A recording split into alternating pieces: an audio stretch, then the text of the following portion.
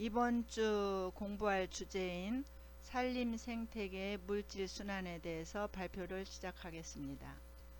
먼저 산림 생태계의 물질 순환에 대해서 산림 치유를 위한 산림 생태학적 인식에 있어서 생물의 다양성이 인간의 웰빙을 뒷받침하고 있다는 것을 인식하는 것은 중요한 일입니다. 그러나 그 지식을 좀 더 나은 방향으로 유도하는 실천으로 바꾸는 것은 또 다른 차원의 일입니다. 과거의 실패를 반복하거나 더 심화시키지 않으려면 산림생태학적 인식에 대한 정치적인 측면과 기술적인 측면에서의 노력이 필요합니다. 생태계, 자연환경, 웰빙, 생물종의 다양성의 가치를 인식하는 것은 모든 국가, 인간 사회 및 공동체의 공동된 특징입니다. 최근 다양하게 발달한 사회 시스템과 많은 환경 스트레스로 인해 산림치유에 대한 관심이 높아지고 있습니다. 생태계 영양분은 대기, 육지, 물, 그리고 생물을 통하여 지구 규모로 순환이 되는데 이러한 현상을 양분순환이라고 하며 이 과정 중에 과거와 현재 그리고 미래의 생명이 연결됩니다. 이에 물의 순환 경로를 살펴보겠습니다. 지구 규모의 거대한 순환이 한정된 지구의 물을 수집하고 정화하고 분배하고 재순환을 시킵니다. 물의 순환에서 태양 에너지가 동력이 되어 대기로 증발된 물은 중력에 의하여 강우의 형태로 지구 표면에 되돌아갑니다. 물은 많은 영양물질을 녹이므로 생태계 안에서 혹은 생태계 사이로 영양분을 이동시키거나 폐기물을 제거하고 희석시키는 데 중요한 역할을 합니다. 인간은 막대한 양의 담수를 이용하고 벌목, 토양 침식, 지표수 및 지하수의 오염, 그리고 기후변화 촉발 등으로 물의 순환을 변형시키고 있으며 이러한 현상은 결국 자연의 교란으로 이어지게 됩니다. 지구온난화 결과로 물의 순환이 빨라지고 있고 대기 수증기가 대륙권에 많아지면서 기후온난화는 더욱 심화될 수가 있습니다. 이러한 물의 재순환과 정화순환에서의 중요한 과정은 증발, 증산, 응결 등이 있습니다. 물의 순환 공료에는 또 강수, 침투, 투수, 흐름 등이 있어서 물을 순환시키고 있습니다. 두 번째로 산림생태계 물질 순환에 필요한 양료에 대해서 살펴보겠습니다. 녹색 식물은 광합성 작용으로 탄수화물을 합성하여 에너지를 충당하므로 질소, 인과 같은 무기물질이 필요하며 동물은 섭식으로 에너지를 얻기 때문에 탄수화물, 지방, 단백질 등의 유기물질과 무기물질이 필요합니다. 식물의 생장과 개화, 결실에 절대적으로 필요한 양료로 17가지 필수 양료가 알려져 있고 그 밖에도 수목의 조직 내에서 알루미늄, 실리콘, 나트륨 등이 발견되기도 하였지만 필수 양료는 아닙니다. 그 필수 양료의 종류로는 수목이 필요로 하는 17가지 필수 양료로 탄소, 산소, 수소, 질소, 칼륨, 칼슘, 인, 마그네슘, 황, 철, 염소, 망간, 붕소, 아연, 구리, 몰리브덴, 니켈 등이 있습니다. 산림생태계 물질 순환에 필요한 양료로서 산림의 양료 요구도를 알아보겠습니다. 농업에서는 다수확 품종 시비를 전제로 하기 때문에 비료의 요구도가 큽니다. 반면 산림 내 수목은 자라는 속도가 늦고 경제성이 없어서 비료를 사용하기 힘듭니다. 성숙림의 경우에는 낙엽층의 발달과 부후 곰팡이의 역할로 양료의 순환이 원활하여 자체적으로 필요한 양료를 조달하면서 산림이 유지될 수 있습니다.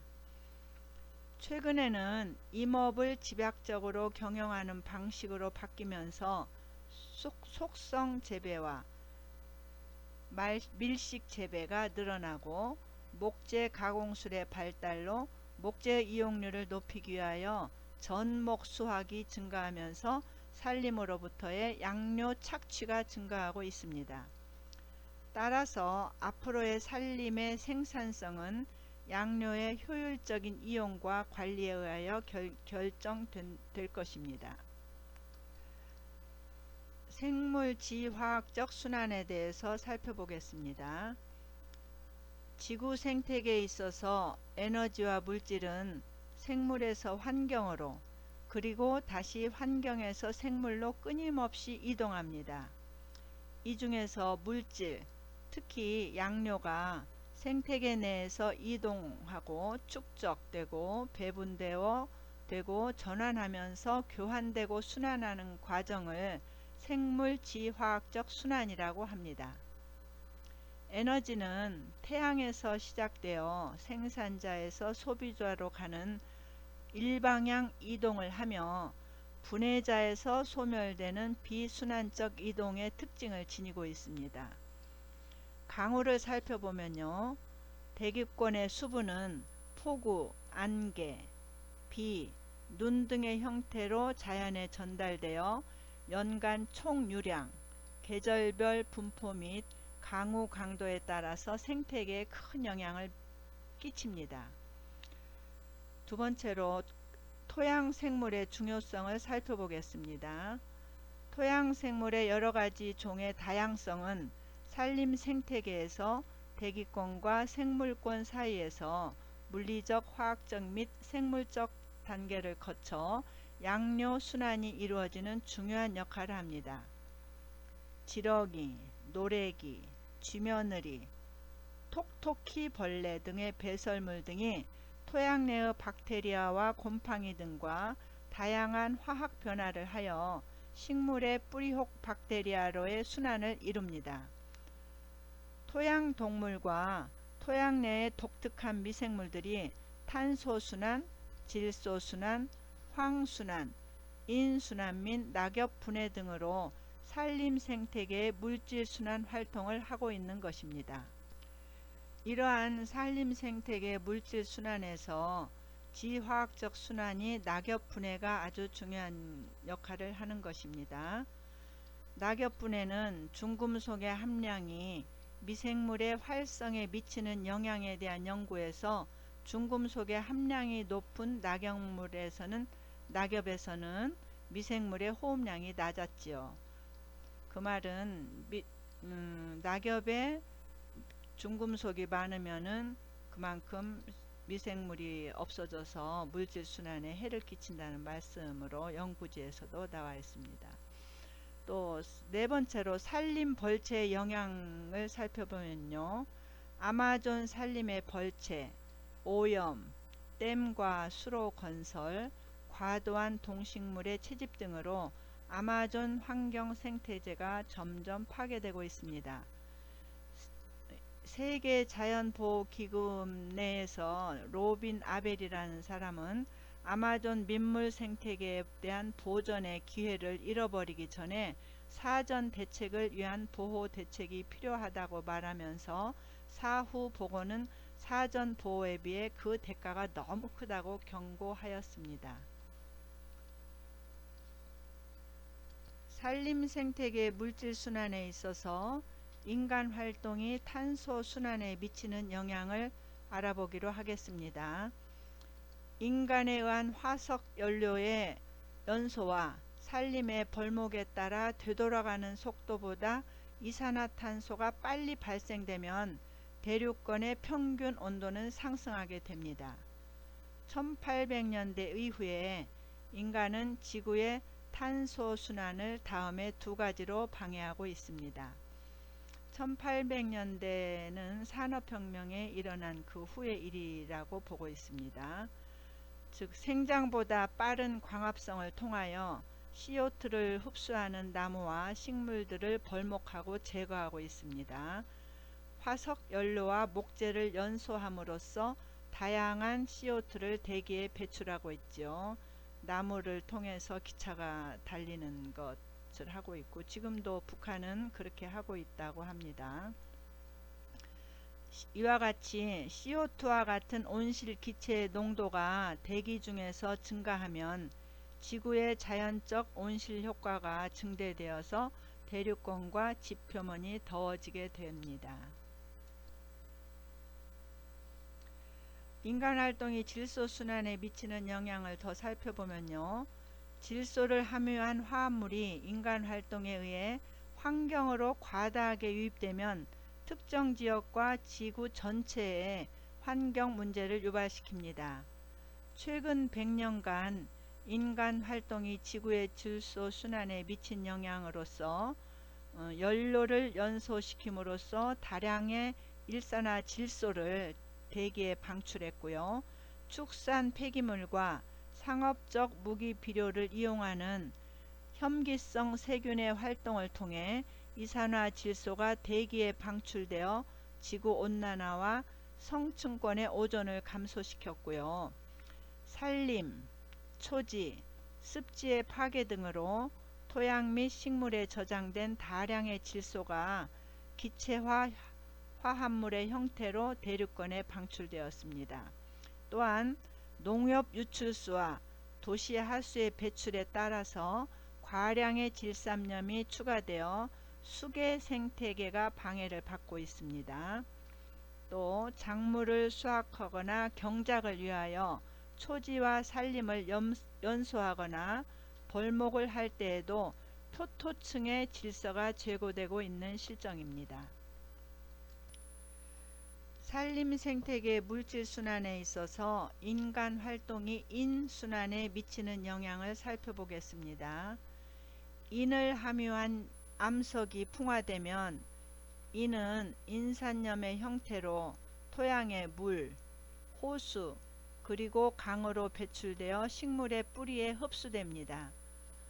인간은 비료를 만들기 위하여 지각으로부터 많은 양의 인을 제거하고 산림을 벌목하여 열대 토양 속의 인을 감소시키며 수생태계에는 과량의 인을 제공해주고 있습니다. 이렇듯이 인간이 지구의 인순환을 방해하는 세 가지 방식을 살펴보면요. 첫째로 다량의 인산염 암석을 채굴하여 상업적으로 무기 비료를 생산하고 있고요. 두 번째로 축산 폐기물, 비료, 하수 처리장의 배출수 등은 다량의 인이 함유되어 수생 생태계를 파괴시킵니다.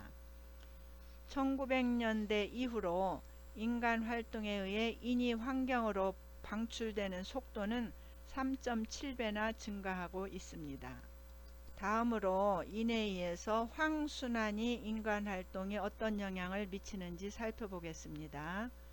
황은 지구의 대기, 물, 토양, 그리고 생물을 통하여 순환됩니다. 지구에서 황의 대부분은 지하의 암석이나 바다 퇴적층 밑에 깊이 묻힌 황산염을 함유하는 무기염에 저장되어 있습니다. 인간에 의한 석탄, 석유와 같은 화석 연료의 연소, 정유, 재련 등으로 대기의 아황산가스의 농도가 증가되고 있습니다. 이렇듯이 인간이 대기에 아황산가스를 방출하는 세 가지 방식으로 첫째로 전기, 즉 동력에너지 생산을 위할 때 황을 함유한 석탄과 석유를 연소시킵니다. 두 번째로 황을 함유한 석유를 정제하여서 휘발유, 경유 등의 제품을 생산할 때 아황산가스가 방출되고요. 황을 함유한 금속성, 무기염, 광석을 이용하여 구리, 납, 아연 등의 순수한 금속을 생산해내는데 이때 발생되는 황화합물이 아황산 가스입니다.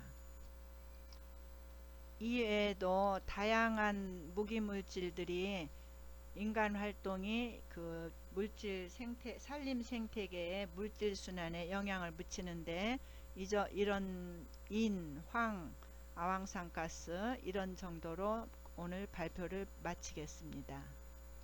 출처는 네이버 지식책 백과에서 발췌하였고요. 발제를 말씀드리면 지구온난화가 심해져서 산림 생태계의 변화가 빠르게 진행되고 있는 이 시대에 산림치유를 연구하는 우리 공동체가 이러한 산림 생태계를 보존하고 가치를 높이는 교육활동과 또 생태계 보존을 실천할 수 있는 개인적 또는 공동체적 활동에 대해서 토의해 보았으면 합니다.